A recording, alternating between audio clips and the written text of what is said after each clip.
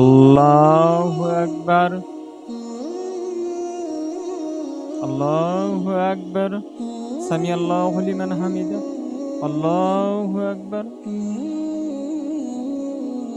আল্লাহু আকবার। আসসালামু আলাইকুম রহমতুল্লাহ, আসসালামু আলাইকুম রহমতুল্লাহ।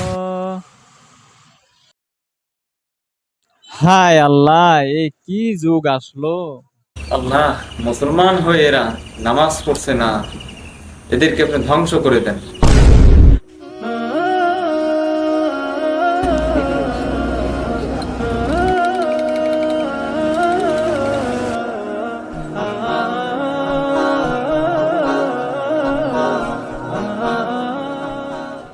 দেখেন চাচা, পাশের দেশে মুসলমানদের উপর কিভাবে নির্যাতন করতেছে। আপনি তো এগুলো দেখেন, আল্লাহ কি দেখে না? আল্লাহ মুসলমানদের উপরে এভাবে নির্যাতন করতেছে, আপনি এদেরকে ধ্বংস করে দেন।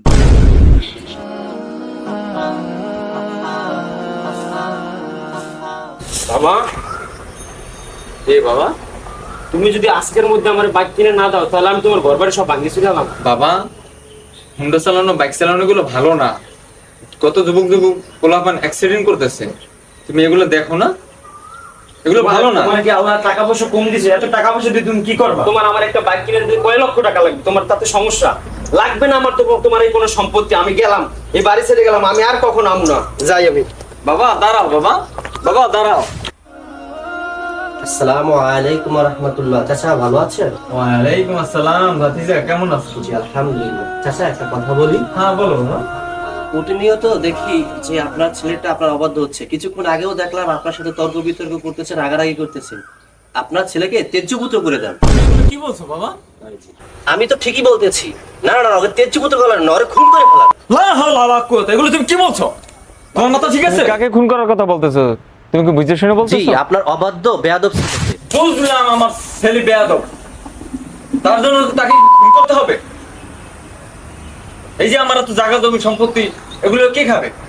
এবং কেউ কোনো বাবাকে এটা করে? শোনো ভাতিজা, একটা কথা বলি, তুমি তো ছেলের বাবা হও নাই, তুমি কিভাবে বুঝবা বলো? আমার ছেলে যত খারাপই হোক, ঠিক আছে, সে আমার একমাত্র সন্তান। কোনো বাবাই কি পারে তার সন্তানকে খুন করতে?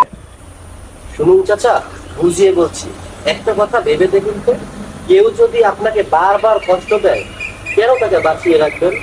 চাচা, সন্তানের প্রতি ভালোবাসা যেটা, সেটা তো ঠিকই বুঝবেন, কিন্তু মহান আল্লাহ, যিনি আমাদের রব, তিনি আমাদেরকে কতটা ভালোবাসেন সেটা কি একবারও ভেবে দেখেছেন? মানে কি ভাতিজা, আমি তো কিছুই বুঝলাম না।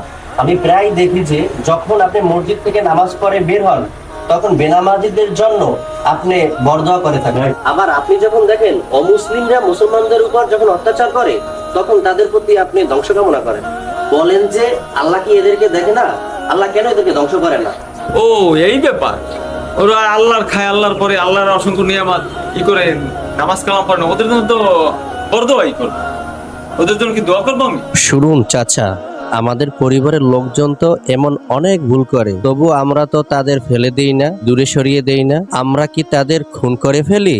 আর মহান রব আল্লাহ তাআলার ভালোবাসার সাথে বান্দাদের তো কোনো ভালোবাসার তুলনাই হয় না। আর আল্লাহর ভালোবাসা তো অনেক বেশি। আল্লাহ তাআলা মহান রব্বুল আলামিন, তার ভালোবাসা তো অপরিসীম। আর আল্লাহ তাআলা তার পৃথিবীর সকল সৃষ্টিকেই ভালোবাসেন। চাচা, মহানবী সাল্লাল্লাহু আলাইহি সাল্লাম বলে গিয়েছেন, তাহাজ্জুদের সময় প্রতি রাতে আল্লাহ তাআলা প্রথম আসমানে নেমে আসেন। আল্লাহ তাআলা বলেন, কে আছো আমাকে ডাকবে, আমার কাছে ক্ষমা চাইবে, আমি ক্ষমা করে দেব। এত ভালোবাসার রব একটু ভুল করলে কি তার বান্দাদেরকে ধ্বংস করে দিতে পারে? আপনি জানেন না চাচা, আল্লাহ তাআলা তার ভালোবাসা দিয়ে আমাদেরকে সৃষ্টি করেছেন।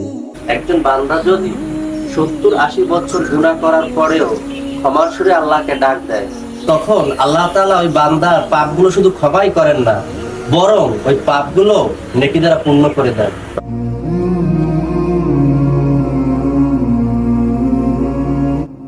বাবা, আমি এতদিন ভেবে দেখিনি, তুমি আমার আজ জ্ঞান চক্ষু খুলে দিয়েছো।